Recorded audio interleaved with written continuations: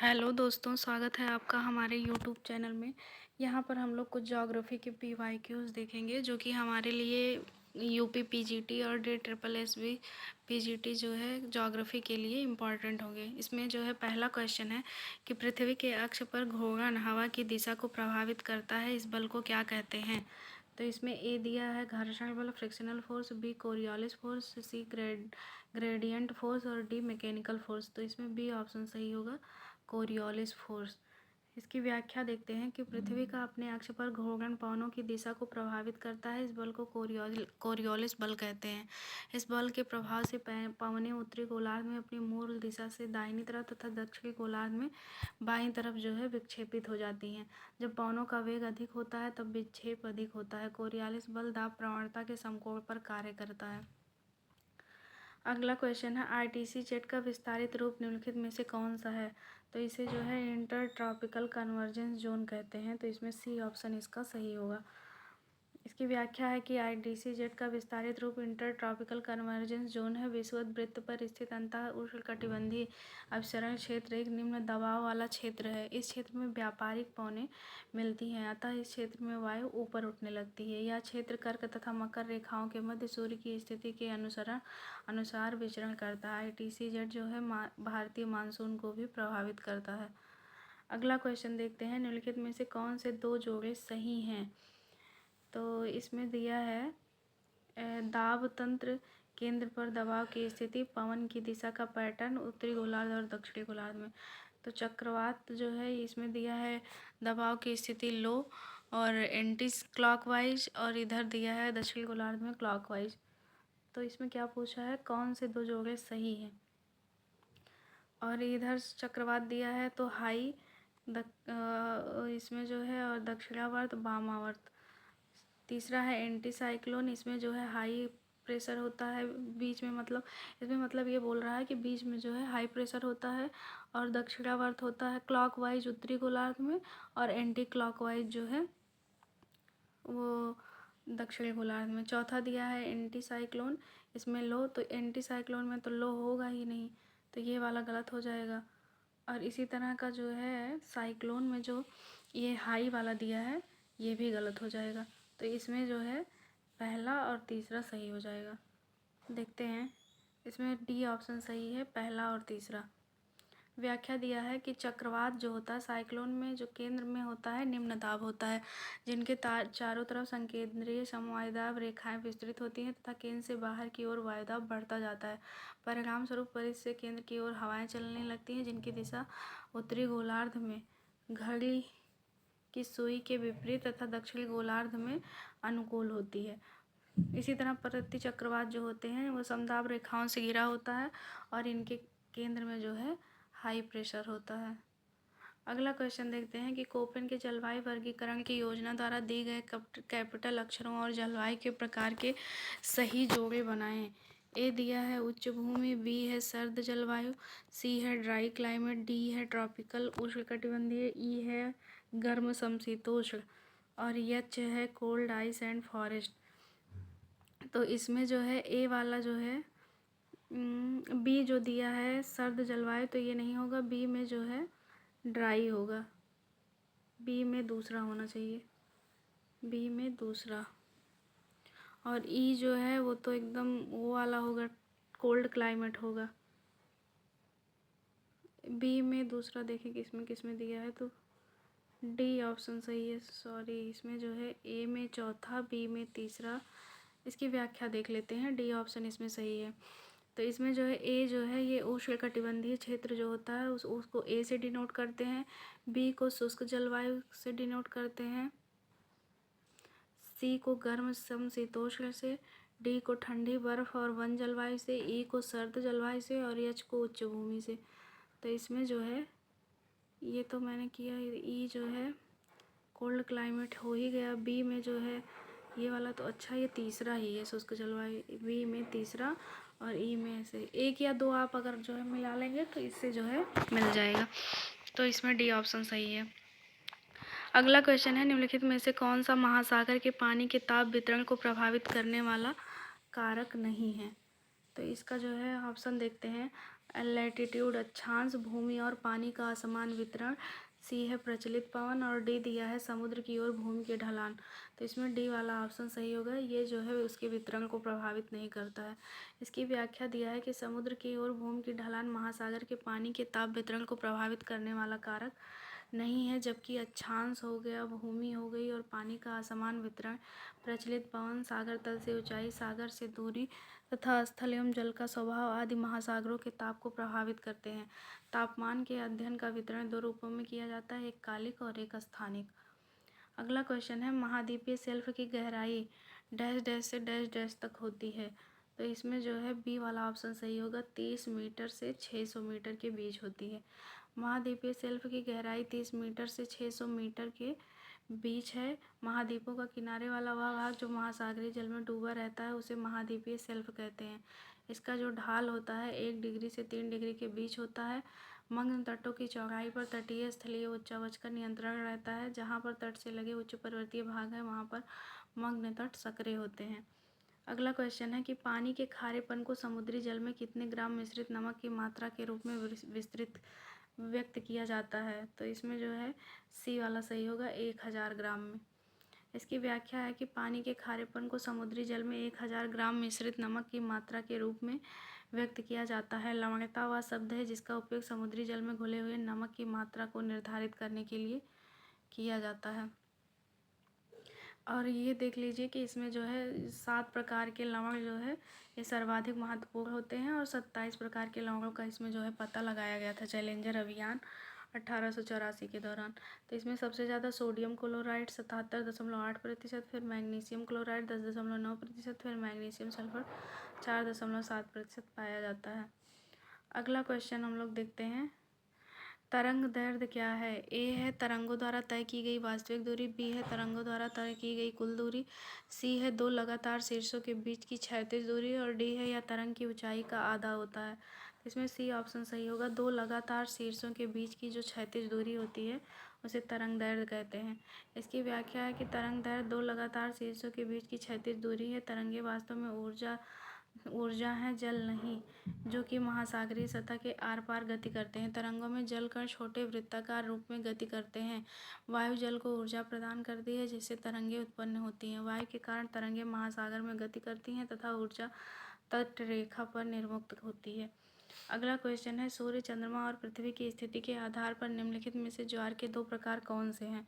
Diurnal tide, spring tide, mixed tide, neap tide. तो इसमें जो है डी ऑप्शन सही होगा, 2 और 4। इसे जो है स्प्रिंग टाइड इसमें होता है और एक जो है नीप टाइड होता है। इसकी व्याख्या है कि सूर्य, चंद्रमा और पृथ्वी की स्थिति के आधार पर पूर्ण दीर्घ वसंत ज्वार स्प्रिंग टाइड तथा नीप लघु ज्वार नीप टाइड ज्वार दो प्रकार के होते हैं। सूर्य तथा चंद्रमा की सापेक्ष स्थितियों में परिवर्तन होता है। जब सूर्य, पृथ्वी तथा चंद्रमा एक सरल रेखा में होते हैं तो इस स्थिति को युति, वियुति या सिजिकी कहते हैं। जब सूर्य तथा चंद्रमा दोनों पृथ्वी के एक ओर होते हैं तो उसे युति कहते हैं और जब सूर्य तथा चंद्रमा के बीच पृथ्वी की स्थिति होती है तो उसे वियुति कहते हैं। अगला क्वेश्चन है, विशिष्ट स्थितियों में परस्पर प्रभाव डालने वाले पौधे और पशु प्रजातियों के कुल समूह को क्या कहा जाता है। ए है फॉरेस्ट वन, बी है जीनोम, सी है बायोम और डी है गुंबद। तो इसमें जो है सी ऑप्शन सही होना चाहिए, बायोम। देखते हैं इसका क्या सही दिया है, सी ही सही है। विशिष्ट स्थितियों में परस्पर प्रभाव डालने वाले पौधे और पशु प्रजातियों के कुल समूह को जो है बायोम कहा जाता है। जीवमंडल के वनस्पतियों के आधार पर विभिन्न पारिस्थितिक तंत्रों में विभाजित करते हैं। इस तरह वनस्पति प्रधान पारिस्थितिक तंत्र को फॉर्मेशन कहते हैं। अगला क्वेश्चन है कि भारत में क्रेवास किस काल के धरोहर हैं। सेनोजोइक, क्रिटेशियस, प्लीस्टोसीन और मेसोजोइक। तो इसमें जो है सी ऑप्शन सही होगा, प्लीस्टोसीन या अत्यंत नूतन युग। इसकी व्याख्या है कि भारत में क्रेवास जो हैं वो अत्यंत नूतन युग प्लीस्टोसीन युग की धरोहर हैं।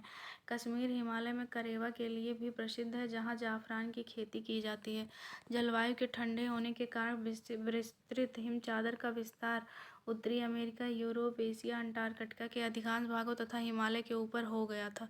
इस हिमानीकरण के कारण सागर तट में गिरावट हुई क्योंकि सागर का अधिकांश जल हिम में परिवर्तित हो गया था। इसी कारण स्थल भाग पर अत्यधिक हिम के जमाव के कारण भारत में अधिकता होने के कारण धंसाव हुआ था। अगला क्वेश्चन है, पुरातन क्रिस्टलीय और पुरातन प्रणाली की अत्यधिक रूपांतरित उत्पत्ति निम्नलिखित में से किस राज्यों के समूहों में नहीं पाई जाती है? तो इसमें जो है, इसमें अत्यंत पुरातन प्रणाली तो हमारी जो प्रायद्वीपीय पठार है वहाँ की जो वो भाग जो है वो पुराना है।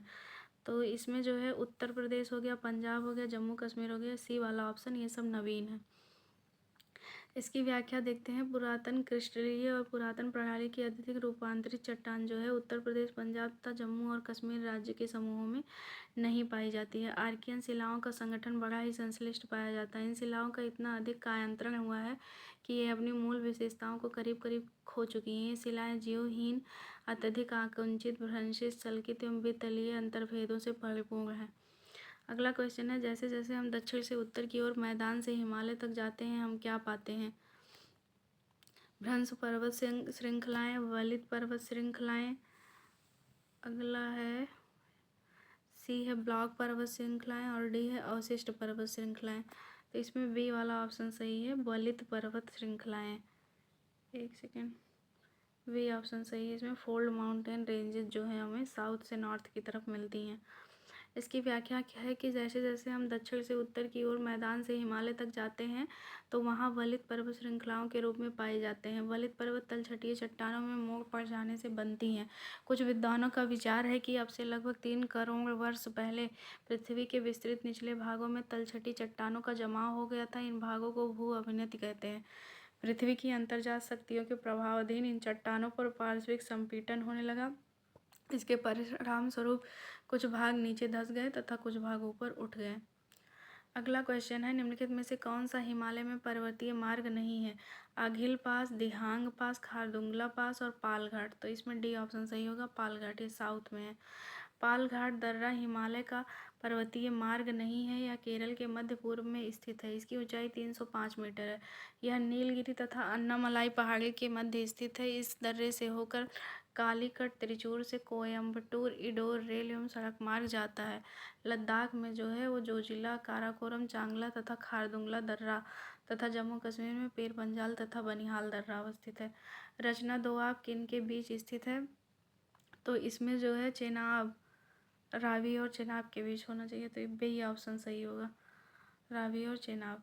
रचना दोआब रावी एवं चेनाब के बीच स्थित है। इसी तरह देख लेते हैं और है विष्ट दोआब ब्यास और सतलज के बीच, बारी दोआब ब्यास और रावी के बीच, चाच दोआब चेनाब और झेलम के बीच, सिंध सागर दोआब झेलम और सिंधु के बीच। तो इसमें जो आगे के ये दिए हैं, इसमें जैसे विष्ट दिया तो वाह और सा से मिला के बन रहा है, बारी बा और रा से मिलाकर बन रहा है, चाच इसी तरह चा और जा से मिलाकर चाच, झेलम, चेनाब और झेलम। और सिंध सागर दो आपको याद कर लेते हैं, तो ये झेलम और सिंधु। अगला क्वेश्चन है, निम्नलिखित में से सतपुड़ा रेंज का सर्वोच्च शिखर कौन सा है? ए है अमरकंटक, बी अस्तांबा डोंगर, सी है धूपगढ़ और डी है महादेव हिल। तो इसमें सी ऑप्शन सही होगा, धूपगढ़। व्याख्या इसकी है, धूपगढ़ जो है सतपुड़ा श्रेणी का सर्वोच्च शिखर है। सतपुड़ा श्रेणी नर्मदा ताप्ती नदियों के बीच पश्चिम में राजपीपला की पहाड़ियों से प्रारंभ होती है तथा पूर्व व उत्तर पूर्व में दिशा में आगे सतपुड़ा, महादेव, मैकाल पहाड़ियों के रूप में छोटा नागपुर पठार तक फैली है। यह अधिकतर बेसाल्ट और ग्रेनाइट चट्टानों की बनी है। मैकाल पहाड़ी का सर्वोच्च शिखर और सतपुड़ा श्रेणी की दूसरी मुख्य चोटी अमरकंटक है जो 1066 मीटर ऊंची है। अगला क्वेश्चन है कि उत्तर पूर्वी हिमालय में हिम रेखा की औसत ऊंचाई कितनी है? तो इसमें भी ऑप्शन सही है, 4400 मीटर ऊपर। व्याख्या है इसका कि उत्तर पूर्वी हिमालय में हिम रेखा की औसत ऊंचाई 4400 मीटर है। हिमालय के विभिन्न भागों में हिम रेखा अर्थात शाश्वत हिमाच्छादन की निम्नतम सीमा भिन्न भिन्न ऊंचाई पर पाई जाती है, जिसमें असम हिमालय में 4420 मीटर, कुमाऊं हिमालय में 5200 मीटर, पंजाब हिमालय में 5185 मीटर, लद्दाख श्रेणी में 5500 मीटर तथा हिंदू कुश में 5200 मीटर पाई जाती है। सबसे कम जो है पूर्वी हिमालय में है। अगला क्वेश्चन है कि ताप्ती नदी का स्रोत कहाँ है? ए है त्र्यंबक पठार, बी दंडकारण्य, सी मुल्ताई और डी तलकावेरी। तो इसमें सी ऑप्शन सही है, मुल्ताई। पश्चिम की ओर प्रवाहित होने वाली तापी दूसरी प्रमुख नदी है जिसका उद्गम बैतूल जनपद में मुल्ताई के पास सतपुड़ा श्रेणी से होता है। यह 724 किलोमीटर लंबी नदी है और लगभग 65,145 वर्ग किलोमीटर क्षेत्र को अपवाहित करती है। अगला इसी में दिया है कि गोदावरी प्रायद्वीपीय भारत की सबसे बड़ी नदी है, जो महाराष्ट्र के नासिक जनपद के त्रयंबक नामक स्थान से निकलकर आंध्र प्रदेश में अमलापुरम के निकट बंगाल की खाड़ी में गिरती है। अगला क्वेश्चन है, यद्यपि प्रायद्वीपीय पठार की सामान्य ढलान पूरब की तरफ होती है, लेकिन फिर भी कुछ नदियां पश्चिमी की तरफ बहती हैं। इनकी पहचान करें। ए है महानदी और कृष्णा, बी है ब्रह्मपुत्र और गंगा, ये दोनों नहीं ही होंगी। अगला ऑप्शन देखते हैं, सी है कावेरी और डी है नर्मदा और ताप्ती, तो इसमें यही दोनों सही हैं। यद्यपि प्रायद्वीपीय पठार की सामान्य ढलान पूर्व की तरफ होती है, लेकिन फिर भी कुछ नदियां पश्चिम की तरफ बहती हैं, जिनमें नर्मदा और तापी नदियां प्रमुख हैं। नर्मदा नदी जो है ये अमरकंटक पठार के पश्चिमी पार्श्व से लगभग 1057 मीटर की ऊंचाई से निकलती है तथा यह भड़ौच के निकट दक्षिण में अरब सागर में मिलती है। नर्मदा नदी पश्चिम की ओर प्रवाहित होने वाली प्रायद्वीपीय भारत की सबसे लंबी नदी है। पश्चिम की ओर प्रवाहित होने वाली तापी दूसरी प्रमुख नदी है, जिसका उद्गम बैतूल जनपद में मुल्ताई के पास सतपुड़ा श्रेणी से होता है। अगला क्वेश्चन है, भारत की प्रायद्वीपीय नदियां निम्नलिखित में से किसका उदाहरण है। ए है ऑब्सीक्वेंट ड्रेनेज, बी है सबसीक्वेंट ड्रेनेज, डी सी है रीसीक्वेंट ड्रेनेज और डी है कॉन्सिक्वेंट ड्रेनेज, अनुवर्ती अपवाह। तो डी वाला ऑप्शन यही सही है। भारत की प्रायद्वीपीय नदियां अनुवर्ती अपवाह का उदाहरण है। एक सेकेंड, अनुवर्ती अपवाह का उदाहरण है। अनुवर्ती नदियां प्रादेशिक ढाल का अनुसरण करती हैं। इन्हें नदी सरिता भी कहते हैं। ये जो है प्रादेशिक ढाल का अनुसरण करती हैं।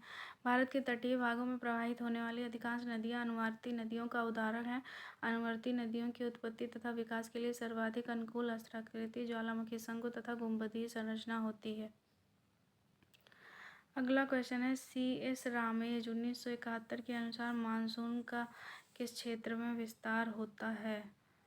तो इसमें जो है ऑप्शन में दिया है 40 डिग्री उत्तर से 30 डिग्री दक्षिणी अक्षांश और 30 डिग्री पश्चिम से 173 डिग्री पूर्वी देशांतर के बीच। तो इसका देखते हैं हम लोग क्या सही दिया है। सी वाला ऑप्शन इसमें सही दिया है, सी। तो एक सेकेंड, सी सही है इसमें। तो सी एस रामेज के अनुसार मानसून का किस क्षेत्र में विस्तार है। तो 35 डिग्री उत्तर से 25 डिग्री दक्षिणी अक्षांश और 35 डिग्री पश्चिम से 173 डिग्री पूर्वी देशांतर के बीच।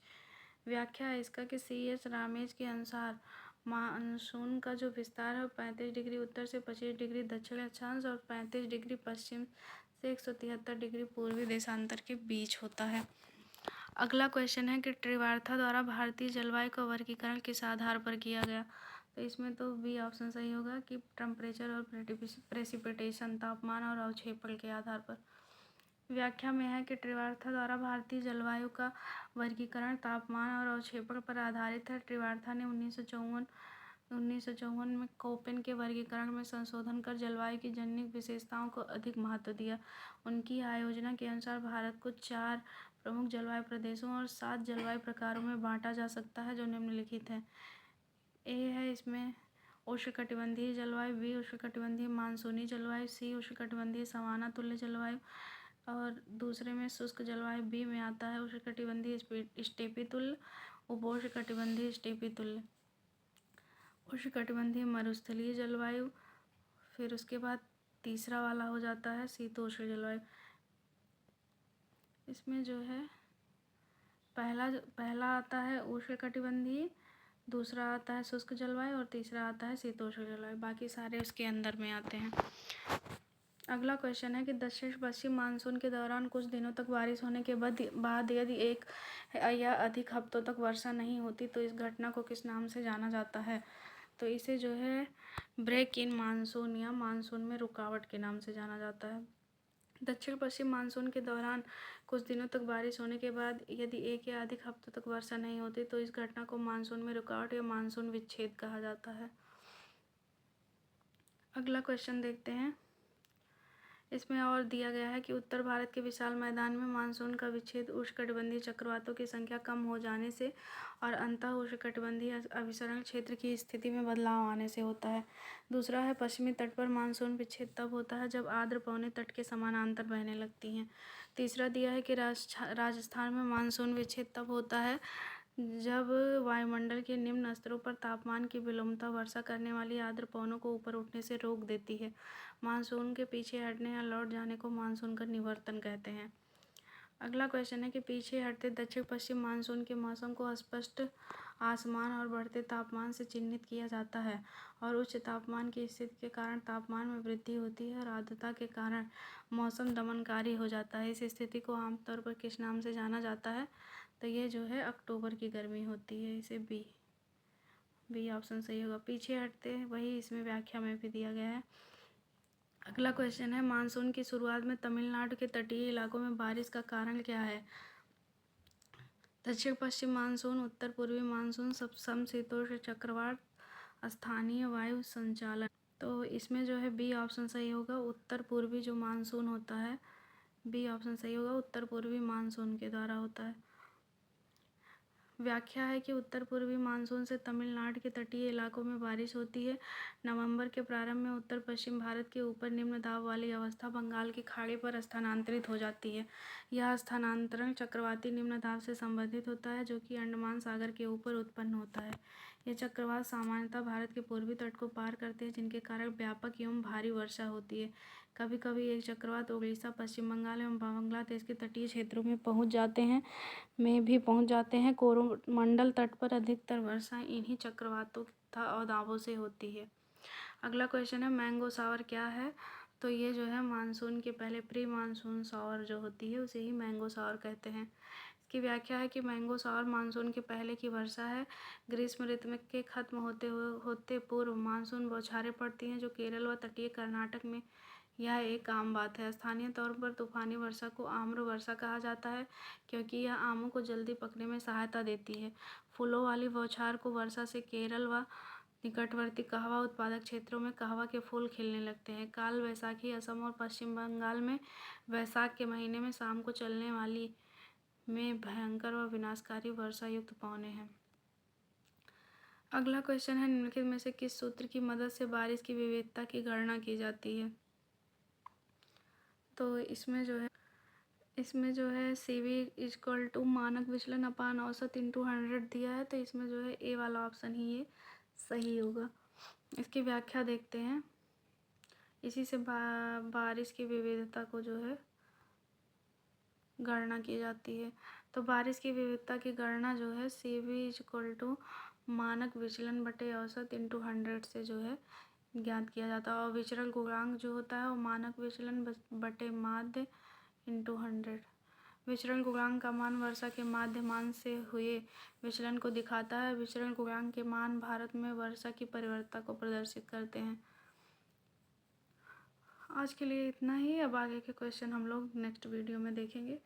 और आप लोगों को अगर हमारा ये इनिशिएटिव अच्छा लग रहा हो तो प्लीज़ हमारे चैनल को लाइक, सब्सक्राइब और शेयर कीजिए। Thank you.